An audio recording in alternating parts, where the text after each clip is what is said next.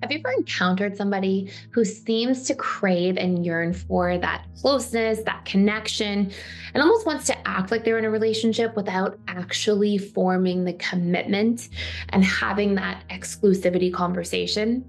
Well, if this is something that you've experienced, especially for a prolonged period of time with somebody, chances are this person could be an avoidant attachment style. And in today's video, we're going to go through what happens when the dismissive avoidant attachment style wants to act like they're in a relationship without actually being in the relationship itself. We'll talk about root causes, we'll talk about how this comes about, and most importantly at the end, we'll cover what you can do if this has been your experience. So stay tuned and thank you for stopping by. Also, if you're new here, my name is Gibson. I'm the founder of the Personal Development School, and I put pretty much daily videos out here on YouTube for how to recondition your attachment style, improve the quality of your relationships, and really thrive in your dating life and relationship experience. So I hope you enjoy today's video.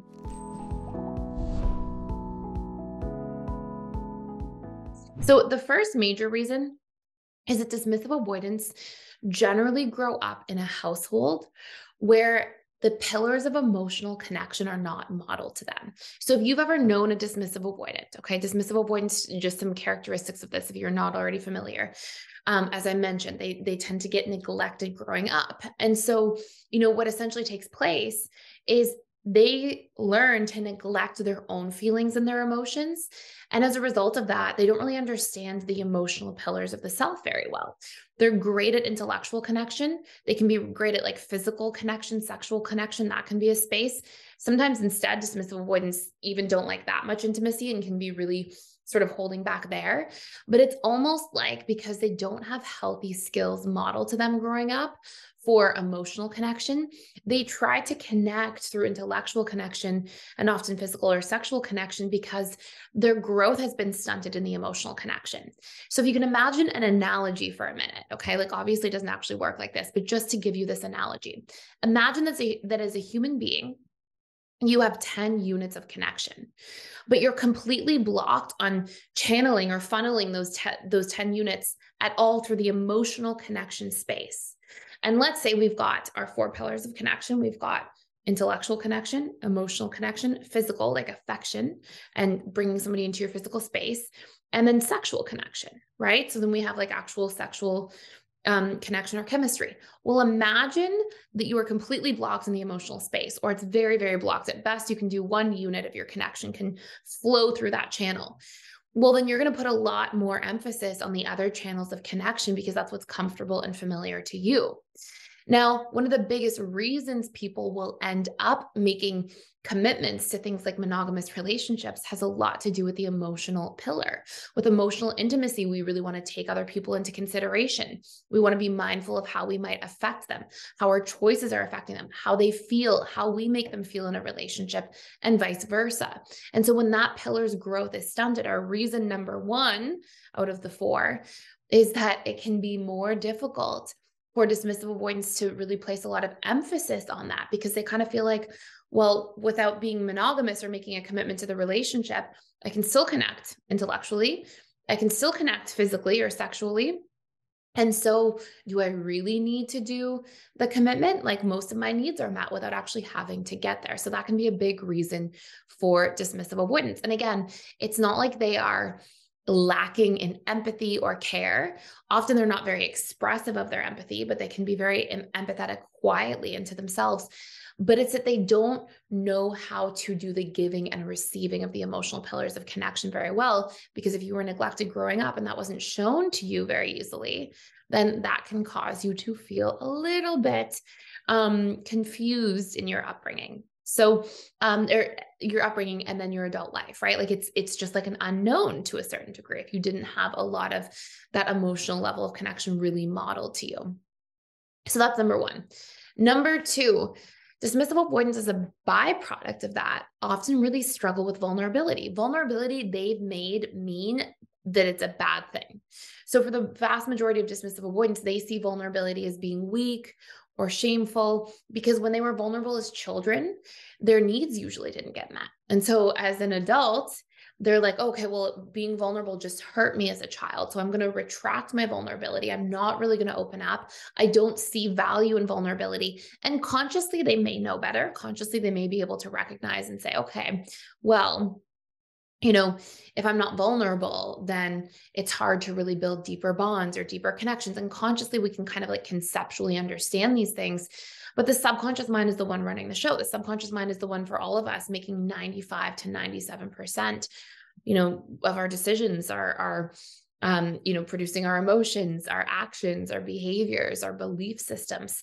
And so that's really what's going to end up making that decision for you at the end of the day. So vulnerability being a scary thing will not only further block emotional connection, but it will also cause them to not want to enter into commitments that would naturally require more vulnerability as a sort of prerequisite to that commitment, right? When we commit, we have to open ourselves up more. We have to dedicate ourselves to the emotional well-being of each other. And there's a certain degree of that can feel vulnerable.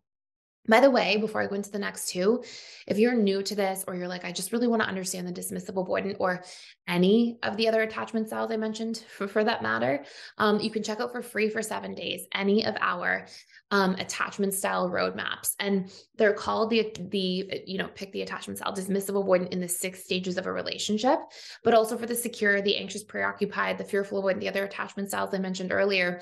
And it's basically like how they are all the way from dating to honeymoon stage, then how they are in the power struggle stage, and then how they are in the next stages of relationship that end up being the stability stage, commitment stage, and bliss stage.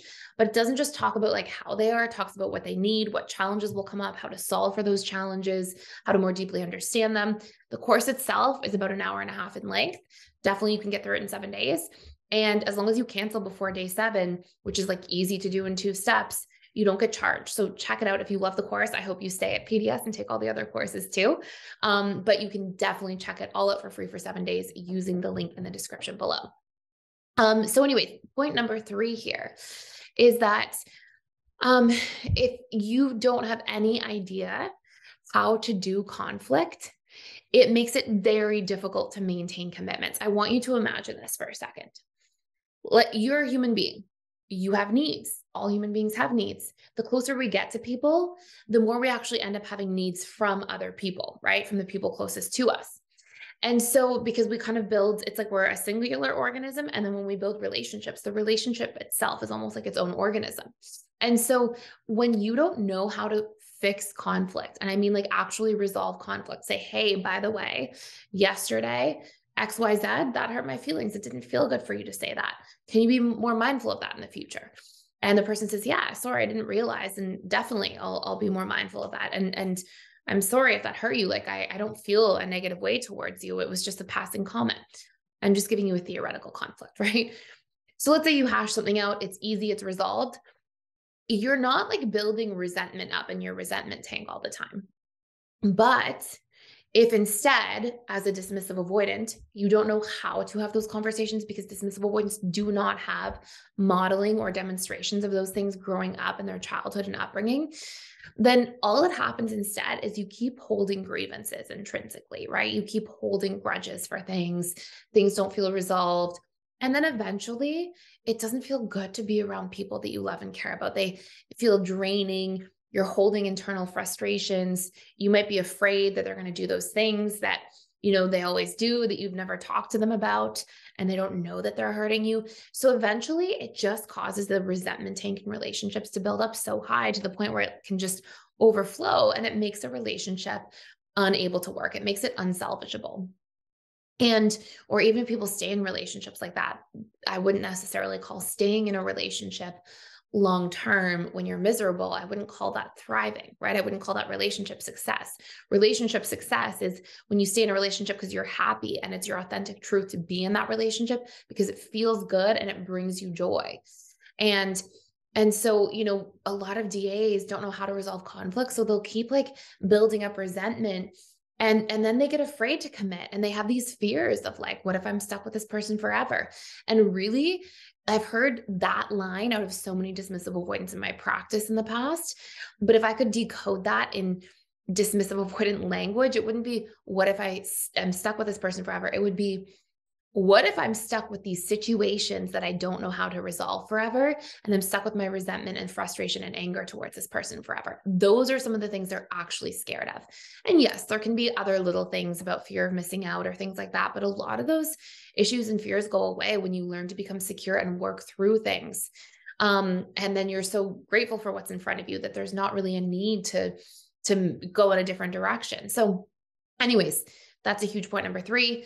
And point number 4 here is that often for dismissive avoidance, because they get into this dynamic in relationships where they don't know how to show up and be vulnerable and meet those emotional connection needs, oftentimes dismissive avoidance feel really misunderstood and criticized fairly early on, like often before really making that commitment into something more certain or more long term. And this is because they are usually strung with emotional connection. The partner on the receiving end often doesn't know how to put their finger on what that is or communicate what they need. The dismissive avoidant instead often receives criticism from their partner or unhealthy communication. It's not always the case. They can be with somebody really secure, and it may not be the case, but the vast majority of the time, this is what happens. And so then again, they feel kind of unsafe in the relationship. They feel like, oh, I'm always getting criticized or nagged for something, or, things are getting harped on for me. So why would I want to commit? Whereas the reality is that it's often a huge error in miscommunication happening. And, I always compare people having different attachment styles as like, you can think of your attachment style as being your subconscious set of rules for how to give and receive love. So if you think of these rules, right, and then you imagine you sit down and you're playing a board game with somebody, and that person playing the board game has a totally different set of rules. Like one person has the rules for Monopoly, the other person has the rules for Scrabble. I mean, like you're going to have a lot of issues, right? You're going to have a lot of unnecessary friction and challenges. And so for dismissive avoidance, because they don't know how to communicate their rules, AKA their needs, their fears, their feelings, and they're sort of touched with a lot of that. When other people communicate those things to them, it feels like all this pressure, like, well, I have to play by your rules, but you're not playing by mine. But they're not often communicating their rules, recognizing that they even have individual rules, sharing those rules with a partner or loved one. And so they end up just getting locked in this cycle of feeling like, even though the partner is giving to them, they feel this pressure to give back. They feel this frustration, and they often feel like they can be stuck in one-sided relationships. And the reality is, again, it's an issue in communication at its core. So that's why attachment styles and attachment theory is so important. And really, like what we've built at PDS is integrated attachment theory. So it goes a lot deeper than our traditional attachment theory, because it also talks about core wounds and needs of each style and expectations and fears and boundaries and communication patterns and all these things that we really need to unpack and understand. But it just gives simple tools for how to resolve each of those things at their root in a very short period of time. So anyways, if you're interested in going deeper, please check out that course down below for 7 days for free. And thank you so much for watching. If you enjoyed this video and this channel, I put daily content out here on YouTube every single day. And it has everything to do with the subconscious mind, your attachment style, all kinds of things. And I do want to say that, as much as hopefully you're enjoying these videos, the courses at PDS are like 100 times better. They go in more detail. They have really nailed down solutions, and it's just because they can be an hour and a half long instead of a quick 10-minute video. So if you ever want to do a real deep dive and really move the needle quickly, those resources are there for you to check out for free anytime. So thank you for watching. Thank you for being here. Please subscribe to this channel if you're enjoying this content, and you can hit the notification bell so you don't miss any of our daily videos that we put out. And I will see you in future videos.